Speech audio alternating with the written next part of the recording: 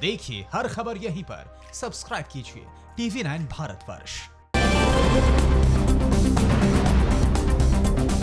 और अब बात करते हैं बिहार झारखंड की। बिहार के किस गांव में पिछले 45 दिनों से फंसी है एक बारात, और बिहार के किस कांग्रेस विधायक ने कहा शराब बेचो, अर्थव्यवस्था को बचाओ। बिहार झारखंड की बड़ी खबरें आप देखिए न्यूज़ टॉप 9 बिहार झारखंड में। बिहार में कोरोना के 8 नए मामले सामने आने के बाद कोरोना मरीजों की संख्या बढ़कर 550 हो गई। बिहार में कोरोना से अभी तक 5 लोगों की मौत हो गई है। स्वास्थ्य मंत्रालय ने बिहार के 5 जिले मुंगेर, बक्सर, रोहतास, पटना और गया को रेड जोन में रखा है। झारखंड की बात की जाए तो कोरोना के 5 नए मामले सामने आने के बाद कोरोना संक्रमितों की संख्या बढ़कर अब 132 हो गई है। कोरोना से अभी तक 3 लोग अपनी जान गंवा चुके हैं।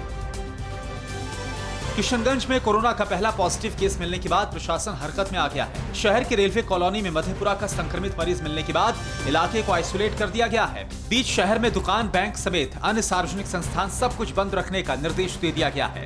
यहाँ पर रहने वाले लोगों को प्रशासन के जरिए खाद्य सामग्री और दवाई मुहैया करवाई जाएगी। सीएम नीतीश कुमार ने कोरोना जांच के लिए सभी जिलों में रैंडम टेस्टिंग की व्यवस्था का निर्देश दिया है ताकि कोरोना को रोका जा सके, लोगों के भीतर बैठे डर को भगाया जा सके। सीएम ने बाहर से आ रहे लोगों के लिए पंचायत स्तरीय क्वारंटीन सेंटर पर बेहतर व्यवस्था का आदेश दिया। बाहर से आए मजदूरों के स्किल के आधार पर रोजगार की व्यवस्था पर जोर दिया गया। भागलपुर के कांग्रेस विधायक अजीत शर्मा ने विवादित बयान दिया है। अजीत शर्मा ने नीतीश सरकार से मांग की है कि राज्य में दोबारा से शराब की दुकानें खोली जाएं, ताकि लॉकडाउन की वजह से राजस्व में जो नुकसान हुआ है उसकी भरपाई शराब बेचकर की जाए। पूरे बिहार में आपको भी पता है कि शराब बिक रहा है, और आपने कई बार बोला है कि माफियाओं को पकड़िए, जो शराब लाके झारखंड और बंगाल से बेच रहा है उसको बंद करिए। तो जब बिक ही रहा है और जिसको आदत लगी तो छोड़ ही दिया, तो एक बार राजस्व के लिए, चूंकि आपको गरीबों को अनाज बांटना है, तो मेरा आग्रह आपसे होगा कि शराब की दुकानें खोलें, उससे आपको राजस्व आएगा। बुधवार को सूरत से चली स्पेशल ट्रेन लगभग 1200 मजदूरों को लेकर गुरुवार को धनबाद पहुंची।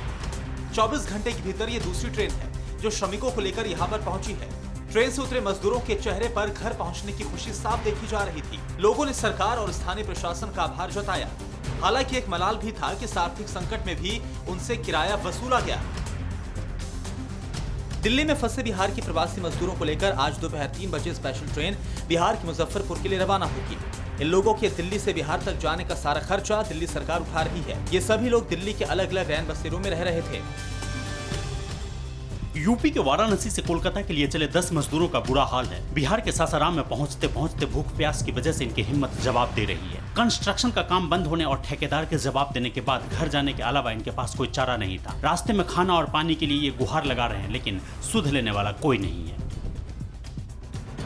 बेगूसराय में यूपी के कानपुर से आई बारात पिछले 45 दिनों से लॉकडाउन की वजह से फंस गई है।